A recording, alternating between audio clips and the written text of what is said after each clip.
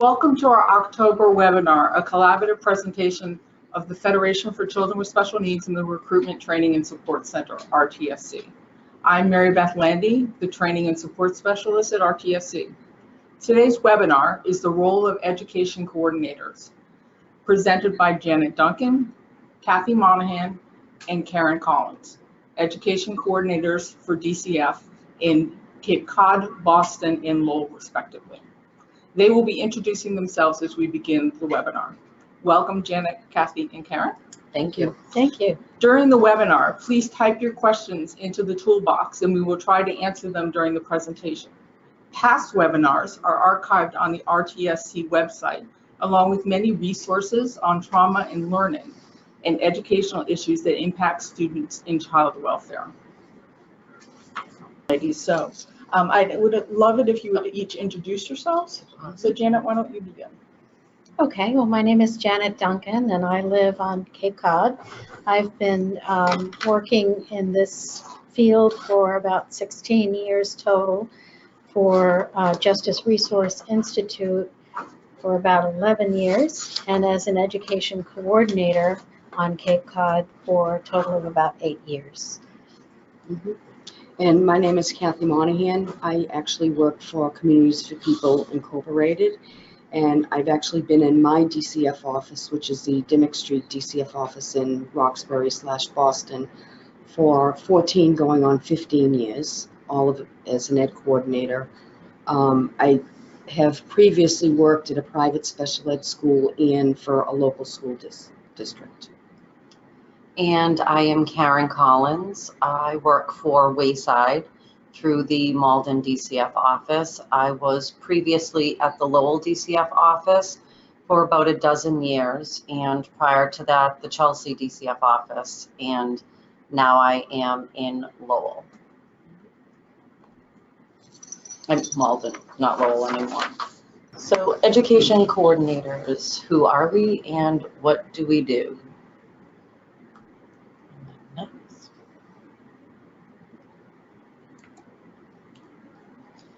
What is an education coordinator?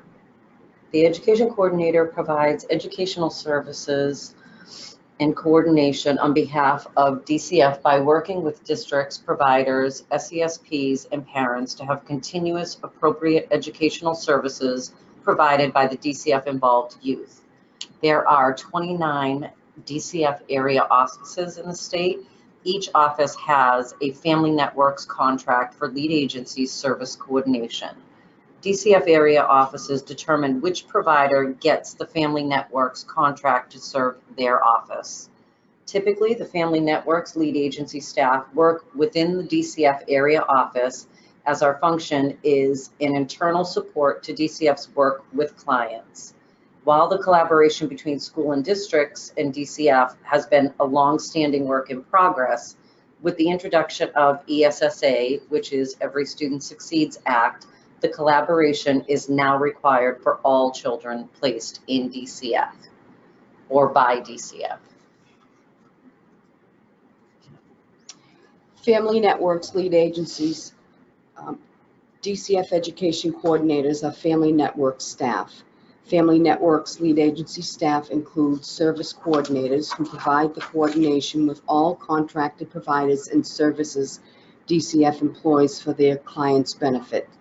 Family Network program directors manage the staff and work of the lead agency. Possible contracting agencies include Communities for People, Justice Resource Institute, Wayside, Key, Luck, U-Inc., and Berkshire Children and Families, among others. How do we work? There is no typical number of assigned cases per education coordinator. It is determined by the size of the DCF office, the needs of the clients, and the preference of the management of the DCF office, along with the Director of Family Networks lead agency for that office. Most education coordinators also consult to any DCF staff regarding any education concerns or questions they may have. There is no universal job description or defined role and responsibility for education coordinators because we work at the behest of the area DCF managers and the lead agency program directors. What are our skills? Education coordinators are familiar with special ed regulations, both federal and state, as well as other laws that govern how public schools operate. We typically know the roles of public school staff and who to contact for specific purposes. We have expertise with the services and placements involved in delivering special education. And we also have knowledge of special education schools and collaborative programs in our area. How do we work with all the people involved with the student? We are simply there to coordinate by connecting the parties involved with each other and help facilitate the special education process for the benefit of the students. We have no decision-making authority for the students and no control over any outcomes. We provide contact for social workers to school staff, consult with social worker on how to help a student, be the DCF liaison to the public school and private special education schools, assist identify decision maker by providing information they need to make educational decisions for the student, attend IEP team meetings or school meetings, which include discipline meetings, hearings, progress meetings for the student. Each education coordinator becomes part of the student's team, another voice sharing thoughts and expertise. How is our time spent? We might be required to attend various meetings at the DCF office, such as quarterly reviews for students, program update meetings, STAR reviews, congregate care reviews, level of care determinations, and any other internal meetings at the request of the management. We attend all types of IEP and school meetings for students involved with DCF. We keep records, update censuses and spreadsheets. We keep files of educational documents for our students. We consult and get information for social workers, supervisors, managers, SESPs, parents, school staff, providers, and anyone that has a role in needing educational information in order to support the student. We may make or request referrals for SESPs, LEA assignments, 688, as well as student evaluations or records.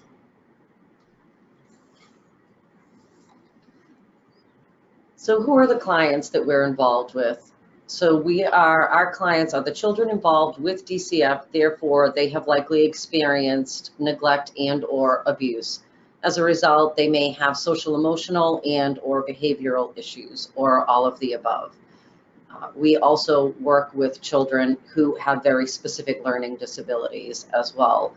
Education coordinators have experience in supporting findings for emotional disability and serious emotional disturbances. So if the student has not yet been found eligible for special education, the SESP can contact the education coordinator for their area office and for different approaches to obtain an IEP or any type of special education services they feel might be needed to support that student. How do we work with schools? Since all DCF students in congregate care settings are supported by an education coordinator, we generally have working relationships with special education professionals in each district we cover. DCF placed youth could be placed in any district across the state or even out of state in some cases. As such, the education coordinator maintains and collaborates with the district personnel for these placements. Education coordinators maintain working relationships with staff at special education schools, collaborative programs, and residential programs.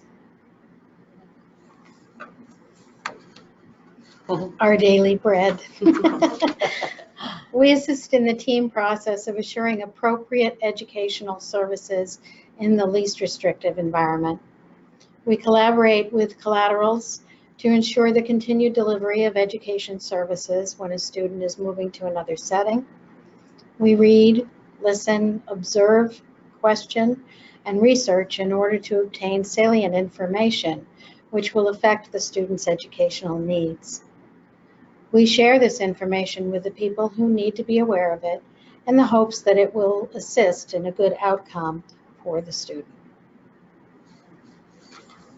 So why don't we get to some specific questions that have been submitted. So someone would like to know the specific areas that workers should be focused on a child on a caseload. So are there, let me try and clarify that question for you, make it a little bit easier. So are you working with the children needing special education services, or are you working with generally all the students on a DCF caseload?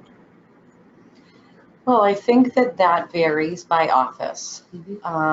So part of our consultation, which all of us do, is we, for instance, may have a worker that comes to us and says a child who is on their caseload is really struggling at school, has not been identified as having any special education needs, does not have an IEP or any special services.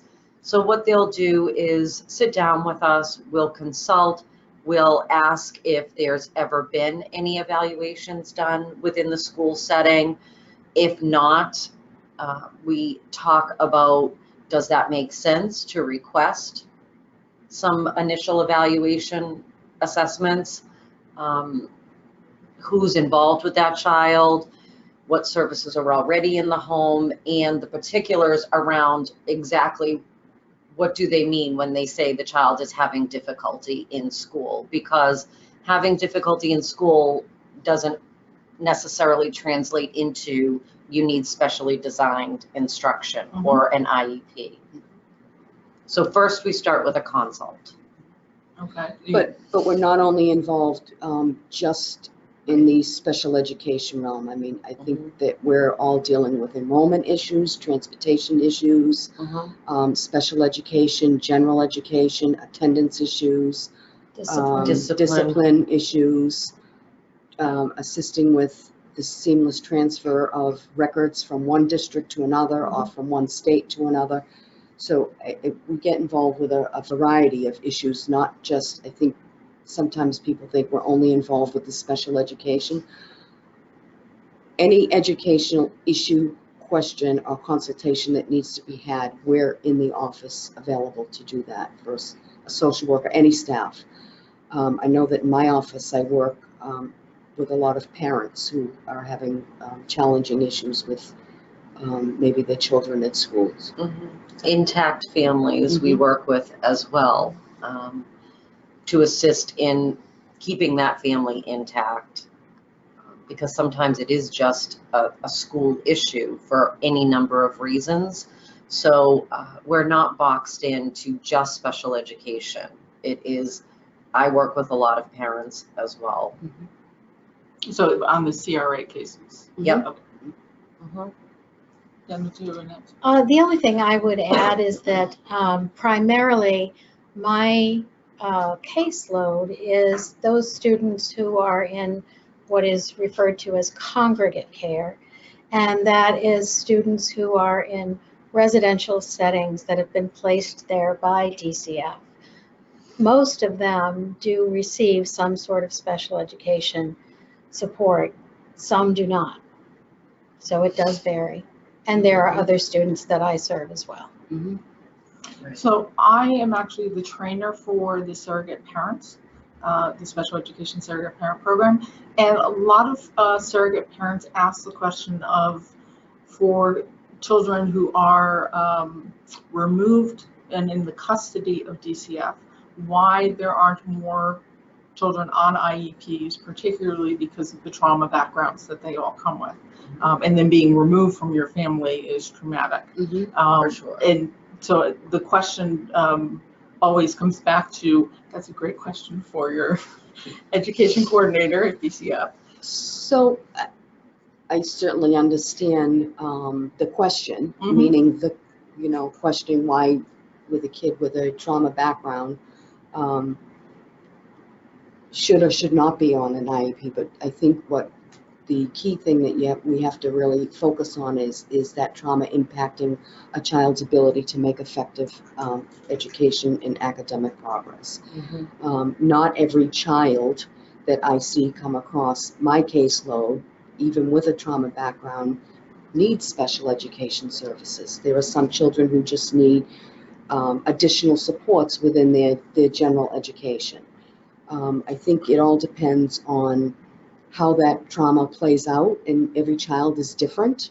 While, you know, we can all say that removing a child from a primary caretaker is absolutely a traumatic event, every child is different in the way that that kind of presents itself on a daily basis. If the trauma and the issues, and sometimes we're looking at maybe some behavioral issues that go along with that, are really getting in the way of their day-to-day functioning in school. And when I talk about the day-to-day functioning, we're not talking about whether or not they're reading and writing. We're talking about whether a child is fully engaged in the life of school, which means the academic portions and the kind of social, emotional, and the relationship building. So we start to really look at the larger picture with the child, and if we're seeing some deficits in functioning, then we may begin to consider whether or not the child needs to be evaluated and found eligible under an emotional category. And then we talk about what services will help that. But it's not always a given that children with trauma histories need to have special education, unless it really is having a, you know, I'm going to say detrimental effect, but I'm also going to say there are these smaller issues that kind of arise that also need to be addressed so that we're not having larger issues.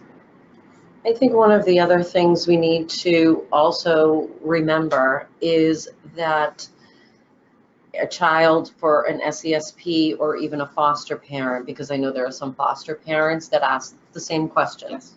Yes.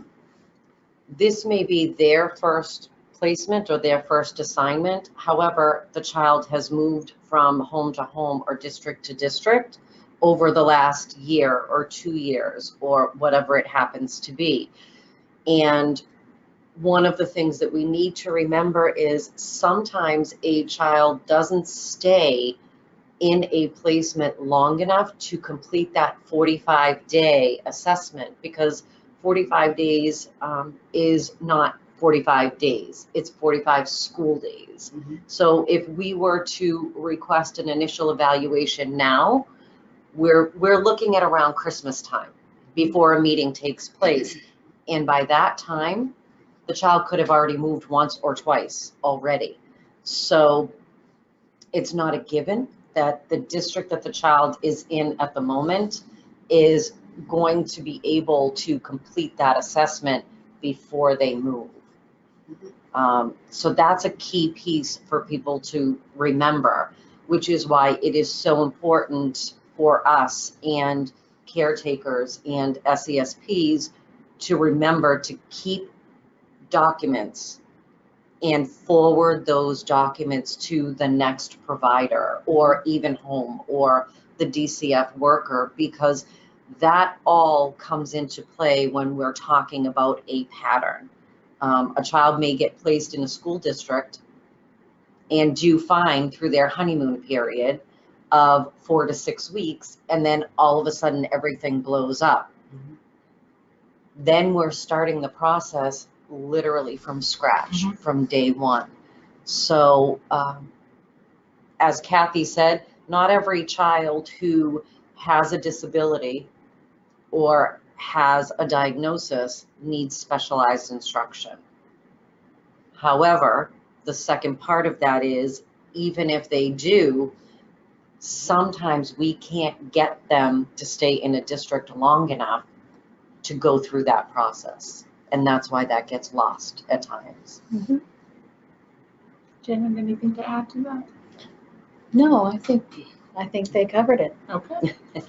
Speaking of moving and changing placements, How involved are you in the best interest determination meetings that take place? I'm not typically involved in the meeting. Where my involvement comes in is in giving the social worker guidance on how to go through the process that they need to do. Because they're involved in making the decision and their supervisors are involved and they're executing the process of the best interest determination and providing a notice to LEA for the districts involved. But the decision is not something that I have any bearing on. Okay. I know that in my office, I'm providing a lot of support for social workers who, again, are the ones responsible for initiating the process. I've sat in on all of the best interest determination meetings in my office. Typically, it's because I may have knowledge of the child, may have some knowledge of maybe the services that the child had been getting in a particular school, know what their IEP looks like. So I can, assist with some input, but again, DCF really makes the determination. And ed coordinators just become a part of facilitating, making sure the process happens, connecting social workers in the area office with who needs to be included in that, and then, making sure that whatever was determined in the discussion is being carried out. Yeah. In my office, I will sit in on best interest determination meetings when I have knowledge of the child, when I know that there's something particular that needs to be addressed. It's near impossible to sit in on every best interest meeting for every child that moves in every instance. We do try to sit in or at minimum consult with as many as possible. But it really does, it's for us more around training and consulting with the workers because they are the first line. They're the ones who should be moving forward with requesting that meeting, that discussion. We do help facilitate whenever possible, but it would be next to impossible to sit in on all of those meetings. What would you say is your average caseload of students? Guesstimate. I mean, I don't think we can do caseload. And I won't speak for Janet or Kathy. At any given time, we could be actively following 50, 100 kids easily and more, depending on different levels. Some are just consultations, some are following up, we are trying to assist the worker in making sure the child is registered and their records go to the next district. It could be transportation. I don't think we can qualify that with a caseload number. But you're busy. Quite busy. We're very busy. We're quite busy. Yeah, part of the reason for that is because the students that we're primarily focused on in any moment in time are the ones that are in motion, the ones that are making some kind of a change where education could be affected, and we're assisting with whatever that process might be. So it varies. It varies, at time of year even. So. A question from our audience. How does an experienced and actively involved SESP work effectively with an education coordinator on behalf of the student? And I pose that to all three of you. I mean, we appreciate the work that the SESPs do on the child's behalf. And I guess working effectively, it's all about communication. I think all of us would agree, as would the education coordinators across the state. when we have someone who is experienced, when we have someone who's actively involved, it makes our job much easier.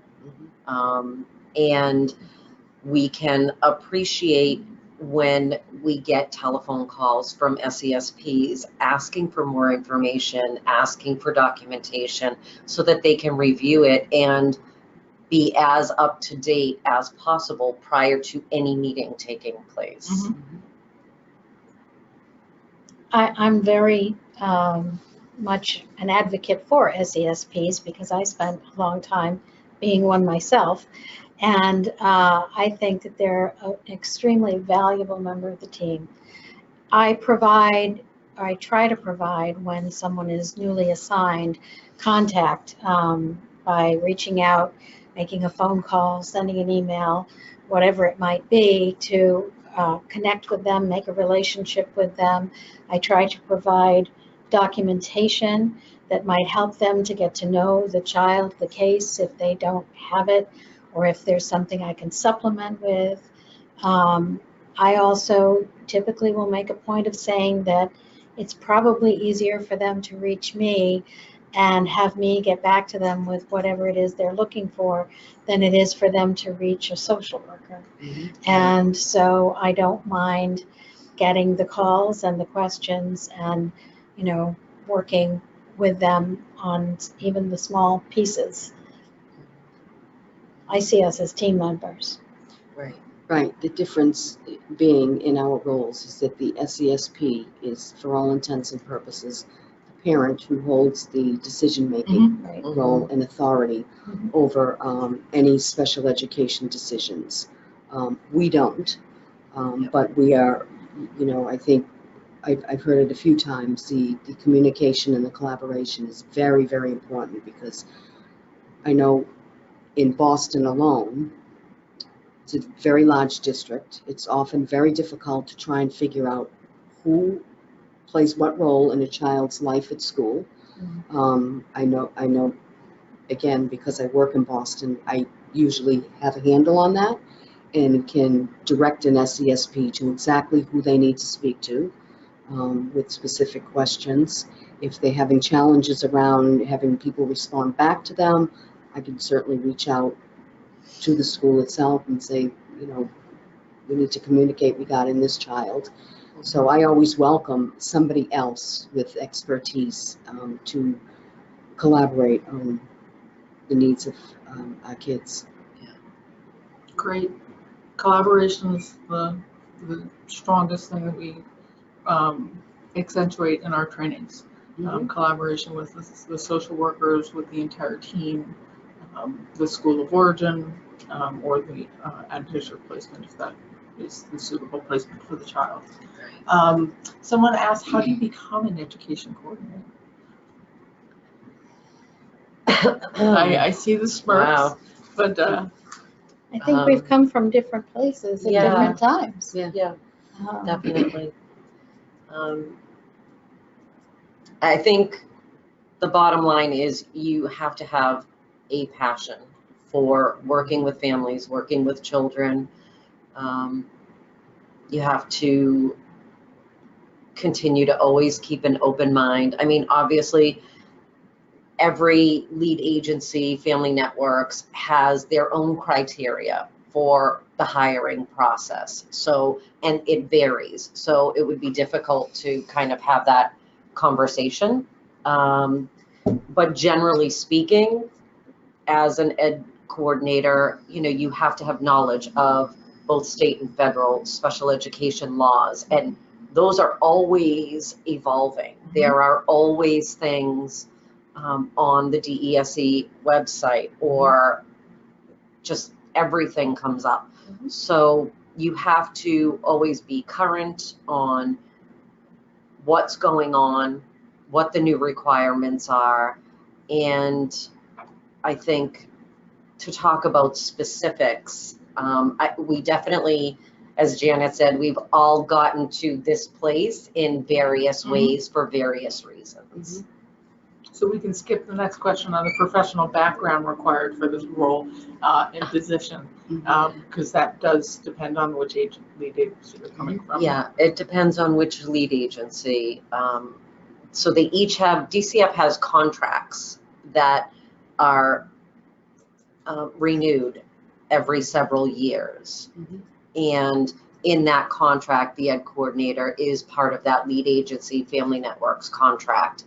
And each time the contract is up for renewal, they talk about what they would like to see and what qualifications the ed coordinator should have in order to apply for that position. Okay, great. Another question, a little bit on the flip side as far as qualifications and training. Someone would like to know about the training provided by DCF for education coordinators, especially in trauma. So DCF technically does not train us. Okay. The lead agency that we each work for, and likewise with the other ed coordinators, we are provided with trainings. We are also mandated to do certain trainings if needed. And I think all three of us actually provide trainings to our area offices. So, I mean, I can say for Wayside, they are also very trauma-based, as is JRI and CFP. I think these three are the largest lead agencies across the state. I'm not sure, meaning they have multiple offices where the lead agency is one of these agencies. We are kept abreast of, we are told we can and should take every single training that is available to us, both within the office and outside the office.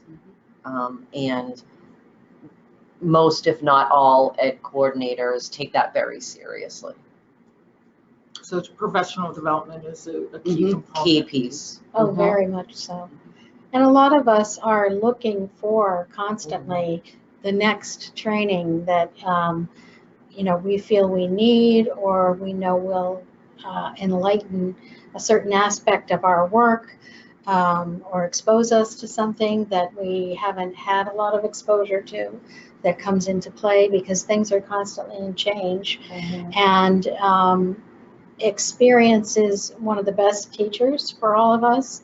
So it's good to get the exposure through training to areas that may not be necessarily just central, but also somewhat peripheral to the work that we do. And I know that for my agency, we have staff meetings every other Friday, and one of those Fridays is strictly designated to staff development and training. And the training time is spent on a variety of issues, trauma being one of them. So I know that we're constantly getting our cups filled with information that we need to in order to be effective.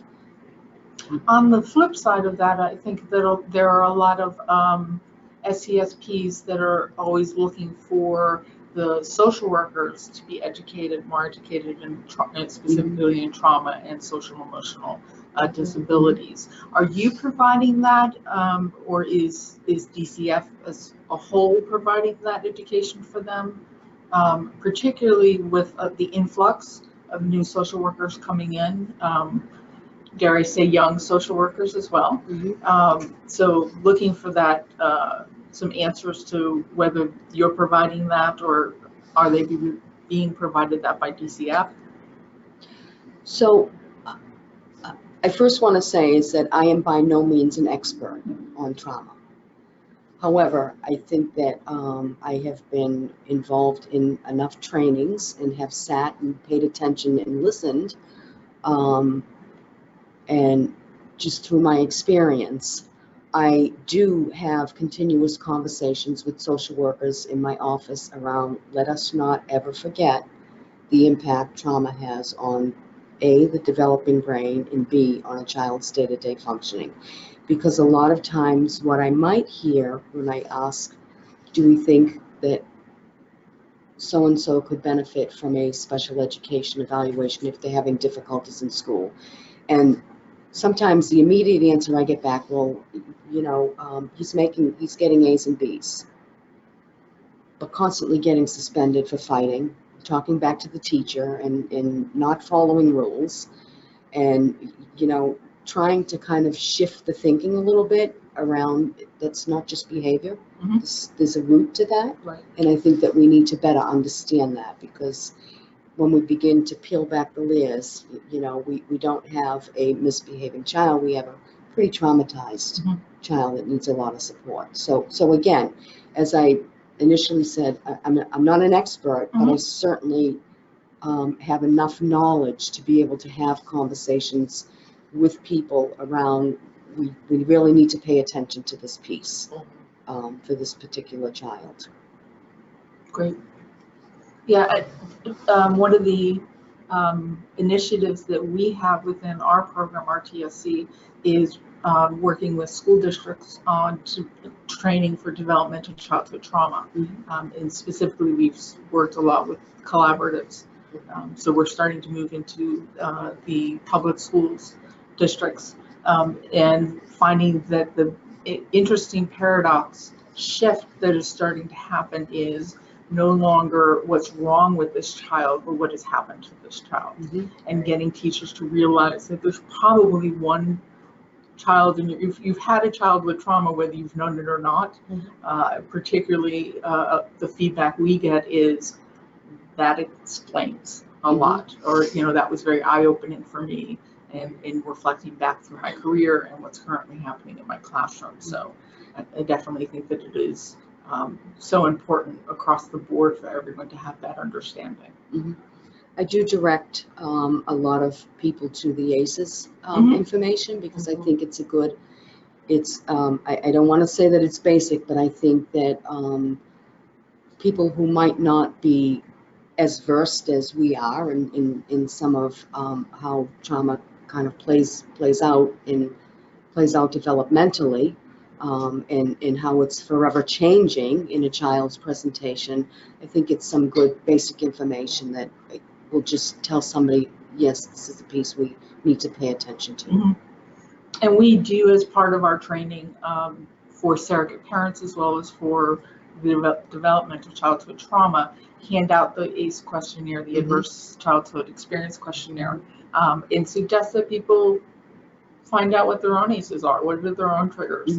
And many teachers have a very eye-opening experience of going, oh, that was not them, that was my response to whatever the child's behavior happens to be, and it can be very enlightening. So we find it to be a helpful tool. I do find one of the more challenging areas is, and I'm going to say this very carefully because I have a lot of respect for the school districts that I work with, but sometimes one of the more challenging pieces is trying to get the schools to completely wrap their head around it's not just behavior.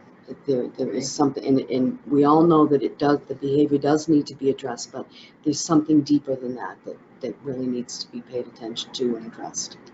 Even something such as absenteeism. There is something going on behind the absenteeism or school refusal.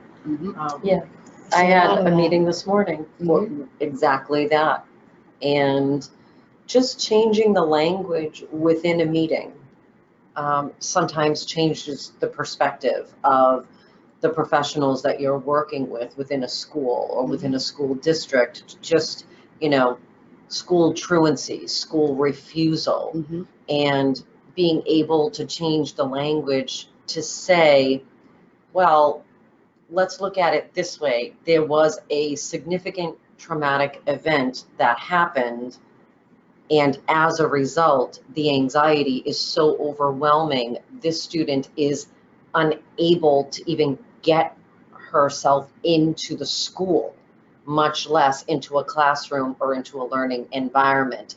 And changing that language really opens up the conversation around, again, what happened to them, and this is their response, as opposed to this kid's a behavior, this kid's truant, this kid is refusing. Using those negative terms, or this child is manipulative. And I always say, so what you're saying is the child is really good at getting his or her needs met. Whether it's appropriate or not is another conversation. Right. But being manipulative is a self-preservation tactic that has worked for them thus far, and we need to respect that. We need to shape it into a more positive behavior or outcome, but it is still a very effective tactic that has worked for them. Absolutely.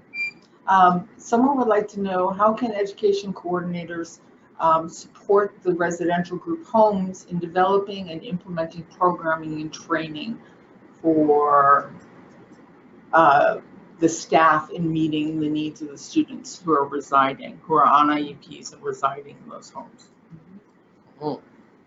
Long question. They need to call their agency.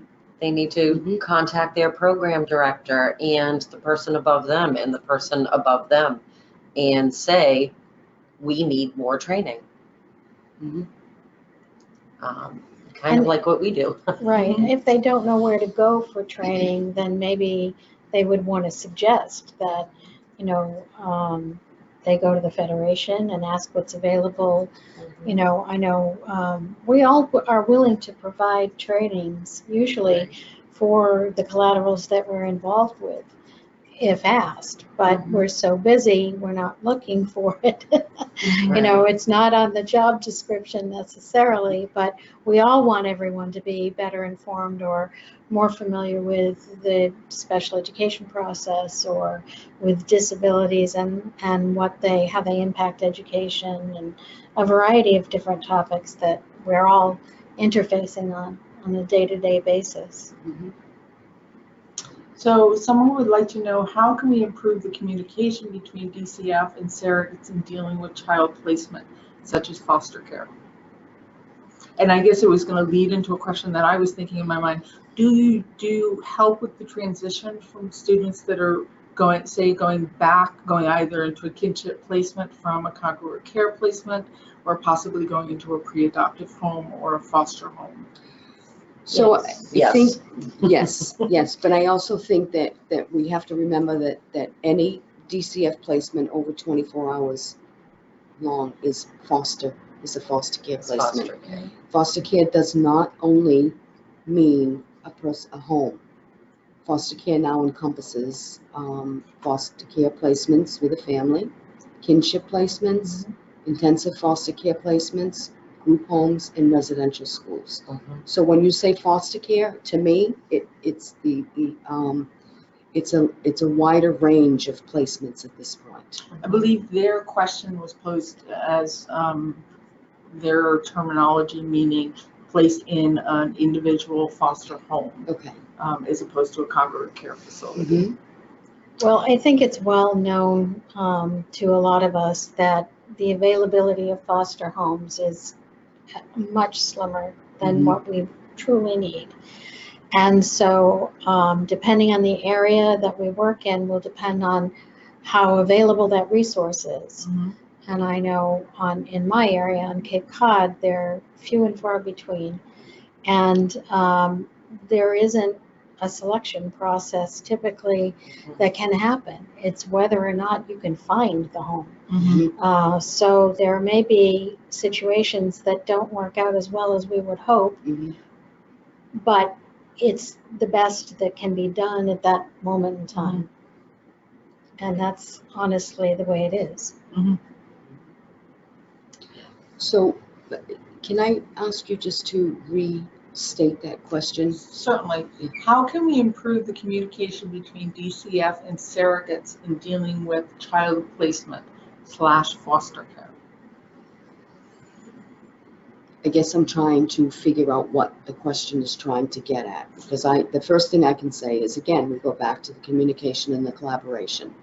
And just whenever there is movement anticipated, and sometimes movement is not planned, and sometimes it's not kind of what we're anticipating. I mean, in any given day, there could be multiple children needing placement that night because they had been removed.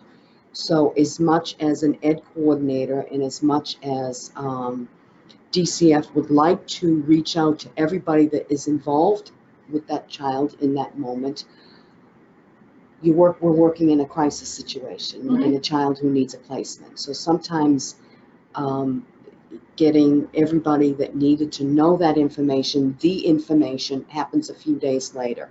And I certainly hear a lot of times frustration from people about, I wasn't told so-and-so moved. It's because sometimes the movement is crisis precipitated.